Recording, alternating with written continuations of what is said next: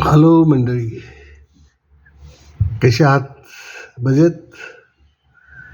Okay.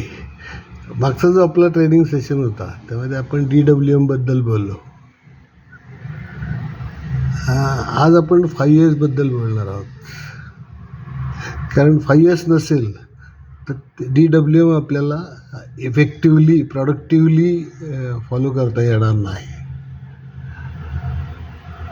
आता 5 S हा विषय ट्रेनिंग देऊन चर्चा करून 30 वर्ष आपण ह्या विषयावर बोलतोय आणि तो फार गुळगुळीत झाला विषय.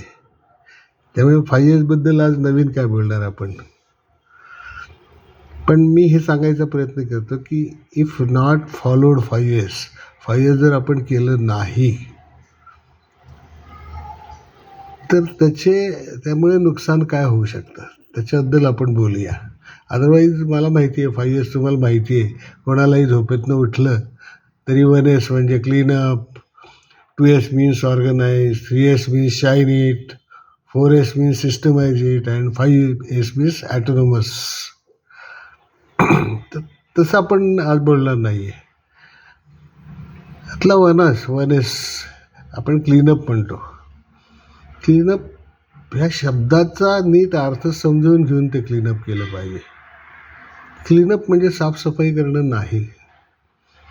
काय होतं, काळाच्या ओघात आपल्या आजूबाजूला ज्या वस्तू आपण वापरतो त्या खराब होतात, मग त्या आपण बदलतो. मग खराब झालेल्या वस्तू तिथेच पडून राहतात किंवा काही वस्तू कालबाह्य होतात.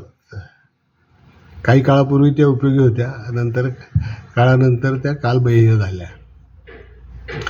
तर अशा नको असलेल्या वस्तू काढून टाकणं, त्या डिस्पोज करणं योग्य पद्धतीने, हा क्लीनअप ह्या शब्दाचा अर्थ आहे.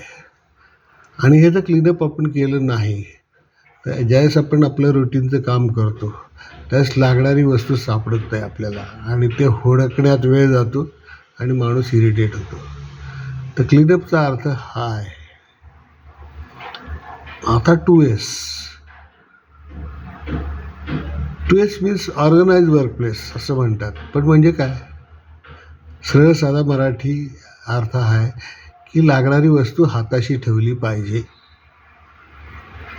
ती जर हाताशी नसेल तुमचा टाईम वेस्ट होईल, तुमचे एफर्ट्स वाया जातील, तुम्हाला 2 पावलं जास्त चालायला लागतील, हात स्ट्रेच करायला लागेल. Sir 2 S means organize the place means अगदी साधा मराठी शब्द म्हणजे मराठी अर्थ हा आहे की लागणारी वस्तू हाताशी ठेवा. तर 3 S शाईन इट.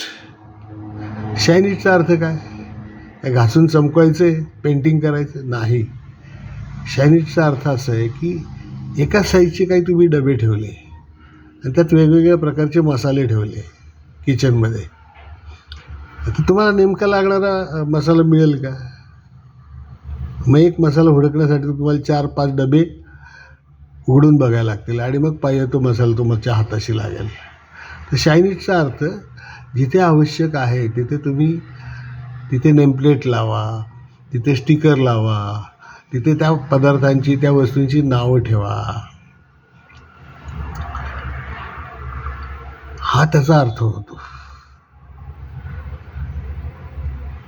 तर शाईन इटचा अर्थ असा आहे की लागणाऱ्या वस्तू जागेवर राहण्यासाठी आणि त्या वस्तू पटकन सापडाव्या म्हणून आवश्यक तेवढं लेबलिंग करणं, नेमिंग करणं, नेमप्लेट लावणं, स्टिकर लावणं, जे काय असेल. आता 4 S म्हणजे काय? 4 S मीन्स सिस्टमाइज इट. म्हणजे एकदा आपण मेहनत घेऊन 1 S केलं, 2 S केलं, 3 S केलं तर रोजच्या वापरातल्या ह्या वस्तू असतात. त्यामुळे त्या रोज त्याचा सेटअप डिस्टर्ब होऊ शकतो.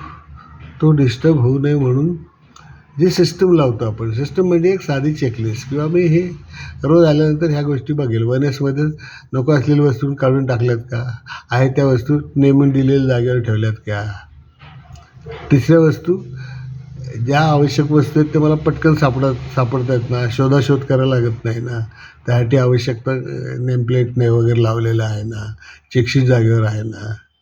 That is shine it. आणि 4S मीन्स सिस्टम. सिस्टम म्हणजे एक साधी चेकशीट बनवा की हे नीटनेटकं राहिले की नाही. आणि 5 मीन्स ॲटोनॉमस 5S. ॲटोनॉमस म्हणजे आता ही एवढी सगळी मेहनत केल्यानंतर तुमच्या हातनं तो सेटअप डिस्टर्ब व्हायला नको अशी सवय लावणं. आणि जर दुसरा नवीन माणूस जर तुमच्या जागेवर काम करायला आला तर त्याला पहिल्या दिवसापासून ह्या 5Sचं महत्त्व समजून सांगणं, त्याच्याकडनं करून घेणं, हे महत्त्व आहे 5Sचं. आणि 5S नसेल तर तुम्हाला काम करताना तुमचा वेळ जाईल, तुमची अननेसेसरी हालचाल वाढेल, तुम्हाला इरिटेशन येईल, तुमची प्रॉडक्टिव्हिटी लो असेल, तुम्हाला काम करताना उत्साह वाटणार नाही. त्यामुळे ह्या 5S या गोष्टी अतिशय महत्त्वाच्या आहेत. तर अतिशय साध्या सोप्या भाषेत आणि अतिशय साध्या शब्दात तुम्हाला समजून सांगतो आहे. 5S समजून घ्या, समजून करा. ते DWMला सपोर्टिंग हे 5Sचं टूल आहे. So this is second habit, 1 habit 1% improvement. तर मागच्या प्रोग्राममध्ये आपण DWMबद्दल बोललो होतो आणि आजच्या प्रोग्राममध्ये आपण 5Sचं महत्त्व समजून घेतलं की 5S मीन्स व्हॉट हे सगळ्यांना माहिती आहे आता. पण 5S नाही केलं तर काय होऊ शकतं, त्यासाठी हा शॉर्ट प्रोग्राम होता. मला असं वाटतं की तुम्हाला ह्याचं महत्त्व कळेल. पुन्हा एकदा नीट समजून घ्या आणि समजून घेऊन 5S करा, म्हणजे ते सस्टेन राहील. अदरवाईज 30 वर्ष झाली, अजून 5 वर्ष वाया जातील आपल्याकडे वेळ नाही आहे. तर तेवढा वेळ आपल्याला वाचवायचा आहे. Good habit always helps. So आजच्या ट्रेनिंगपुरतं, शॉर्ट ट्रेनिंगपुरतं एवढंच.